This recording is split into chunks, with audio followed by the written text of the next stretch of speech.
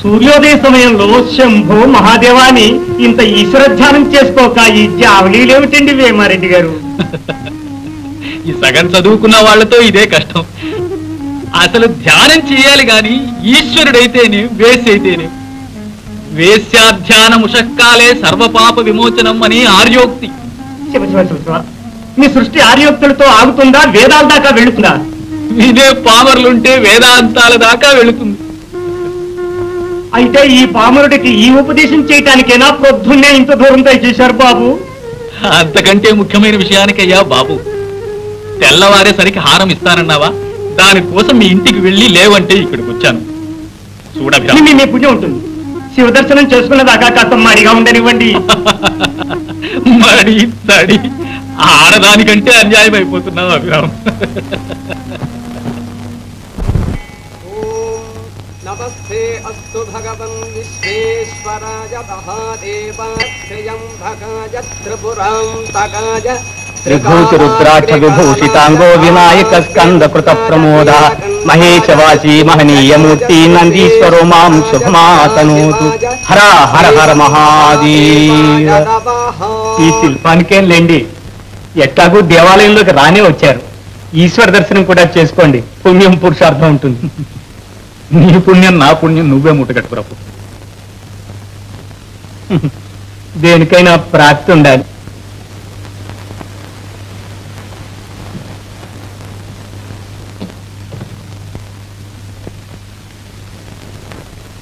ప్రభువులు ఏదో సావధానంగా పరిశీలిస్తున్నారు.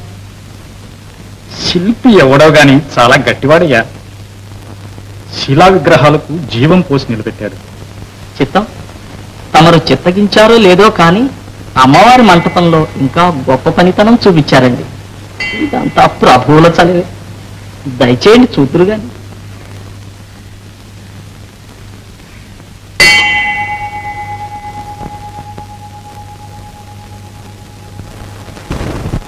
ఈ అమ్మవారి మహత్తు ఇంతింత కాదండి. తమ ముత్తాతలు షట్కాల శివపూజా ధురంధరులని ప్రతీతి. ఒకనాడి త్రిపుర సుందరమ్మ వారు తమ ముత్తాత గారికి నాగులబావి త్రవ్విస్తున్నప్పుడు దొరికిందట. వారు అత్యంత భక్తితో ఈ దేవాలయం కట్టించి ప్రతిష్ఠ చేయించారండి. తమ తాతగారు ఈ మండపాలు కట్టించారండి. ఇక తమ తండ్రి గారు, తమ అన్నగారు అనవేమారెడ్డి గారు ఈ సువర్ణ అలంకారాలు సమర్పించారు. ఈ పీతాంబరం తమ వదిని గారు రాణి నరసింహాంబ గారు సమర్పించారండి. తమ కాలంలో ఇంకేం భోగాలు జరగాలో అమ్మవారికి. దర్శనం అయిందిగా, ఇక పోదామా? వస్తున్నా వస్తున్నా.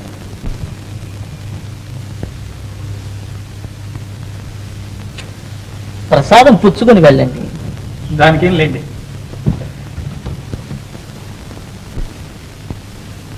ఒకసారి బావాజీలను దర్శించుకుపోదాం. వారి గొప్పతనాన్ని కాకపోయినా బంగారం కోసమైనా మీరు కాస్త నమ్రత నటించాలి. ఓహో, బంగారం కోసం ఏ పనైనా సరే. జై సీతారాం, జై సీతారాం. సీతారాం.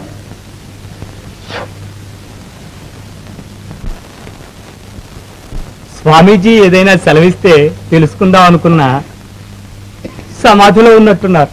हाँ हाँ, जो तुम्हारा भेजा दूध फल और पत्री स्वामी जी को चढ़ा दिया, बड़ी खुशी है.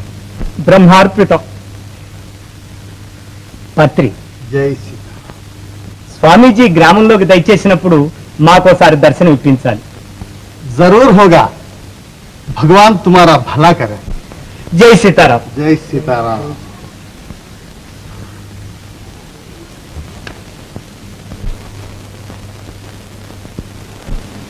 అభిరామ్, పాపం నీ నోరు కట్టుకుని దూద్ పల్లవర్ పత్రి ఈ సన్నాసులకు పెడుతున్నా ఏం లాభం కనిపించడం లేదు. నువ్వు వట్టి వేషాలు చూసి మోసపోతున్నావు అభిరామ్. ఆ మాట అనకండి రెడ్డి గారు. ఏ పుట్టలో ఏ పౌందో మనం చూసావా? 100 రాళ్ళు వేస్తేనే గాని ఒక్క రాయి తగలన్నారు పెద్దలు. మన పని మనం సాగిస్తున్నాం. పని చేసి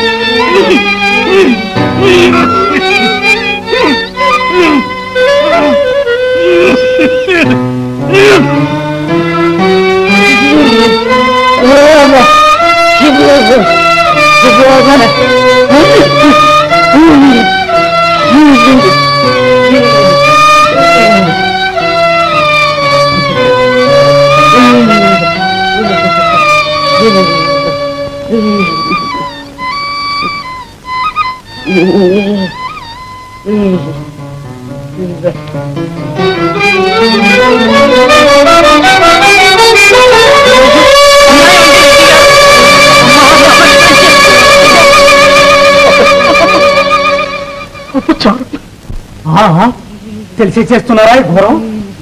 దీని ఫలితం ఆలోచించారా అని ఈ ముసలముండ కోసం పవిత్రమైన దేవాలయంలో ప్రవేశించి దేవిని తాకి అపవిత్రం చేస్తారా? అంటుకుంటే అపవిత్రమయ్యే ఆమె కూడా దేవేనా అభిరామ్.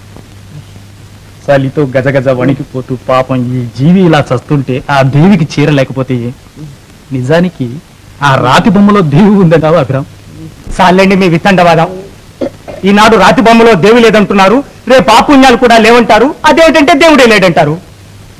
ఇట్లా రెట్టమతాన్ని దిగితే మన శాస్త్రాలు ధర్మాలు మతం ఏం కావాలి? ఏం మతమై మన మతం? బ్రతికున్న పాములను చావుగొట్టి రాతి పాములకు పాలు పోయడమేగా మన మతం. గునుకు బసవన్నలు నోరు గట్టి రాతి బసవన్నలకు మేత వేయడమేగా మన మతం. అర్థం లేని ఈ మతం లేకపోతే ప్రపంచం మునిగిపోదు కానీ పద. మీరు ముందాలోచన లేకుండా మాట్లాడుతున్నారు రెడ్డి గారు. ఈ సమాచారం మీ అన్నగారికి తెలిస్తే మా ఇంటి మీద పెంకులు ఉంటాయా? నాకు ఈ ఊళ్ళోనే కాదు ఈ సీమలో ఎన్ని మంచులు పుడతాయా చెప్పండి. భయపడక అభిరామ్, నేనుండగా నీకేం పర్వాలేదు. ఇక హారమిద్దు గాని రా. నా కోటి ఉన్నది, కోటి మూతిలో నా జగా జ్యోతి ఉన్నది. నాదమీ నవే మనసా నాదమీ నవే, నాదమీ నీ భేదముడిగి మోదమంటావే.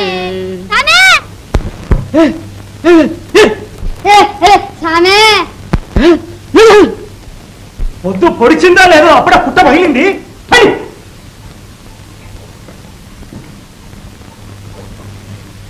సిద్ధా, ఓరి సిద్ధా, పూజ చేశావా? అప్పుడే సుత్తలు నూరుతున్నావు.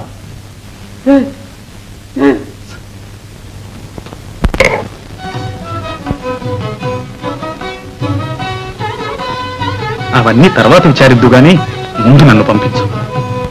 వస్తున్నా వస్తున్నా.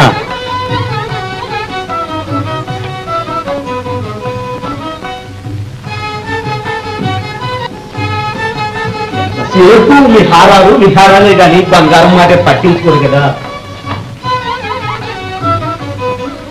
మొన్న మీరిచ్చిన సొమ్ముతో అద్భుతమైన శంఖద్రావకం సంపాదించా. రసం, ఇంగలీకం, జంగాల పచ్చ, సత్తు అన్నీ సమకూర్చా.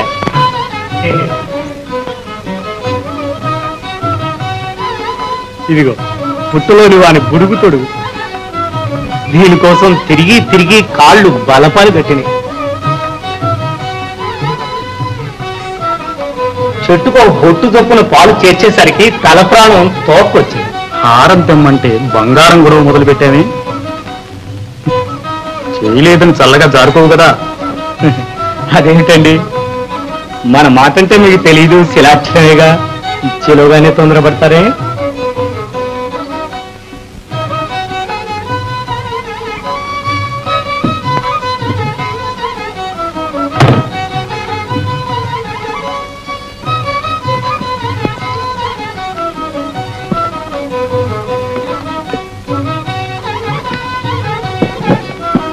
ఎంతసేపు అయినా ఆరలు వస్తున్నాయి కానీ హారం బయటికి రావడం లేదు.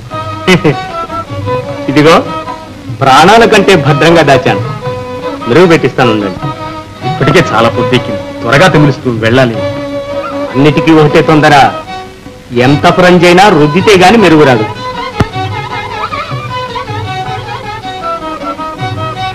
చూడండి, స్వర్ణయోగానికి వస్తువులన్నీ సమకూర్చా. ప్రయోగమే తర్వాయి, మరి ఎప్పుడు దయచేస్తారు? చేస్తున్నావుగా, అది కూడా నువ్వే కానీ. వస్తాను.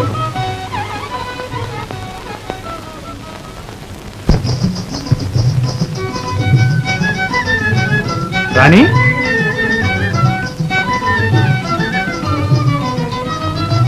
రాణి,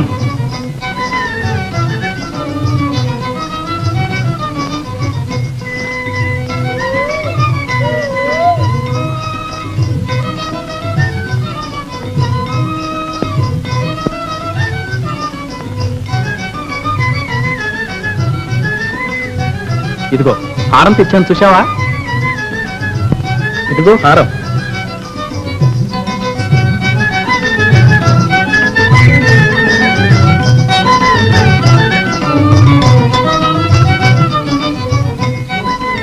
హారం పారిపోదు కానీ చీర కట్టుకురా.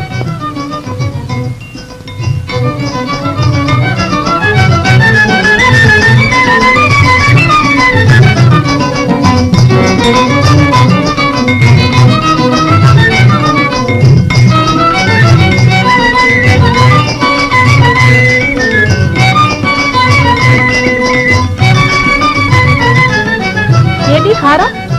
దగ్గరికి రా, ఇస్తా.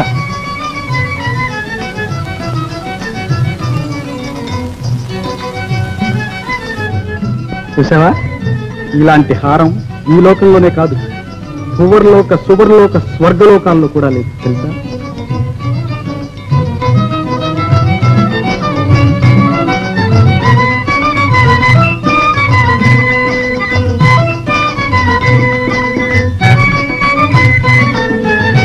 ఏం తెచ్చారండి బా? చూసావుటే అమ్మా, అల్లుడు గారు రసిక సార్వభౌముడే అమ్మి సారు పిలిపొచ్చింది.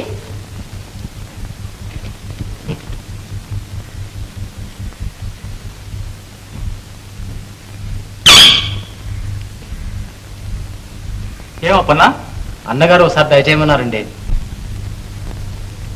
ఏం కొండవీటికి వెళ్ళి రావాలా? అవునండి, ఏదో రాసకార్యం మాట్లాడాలంట. సరే వస్తున్నా పద.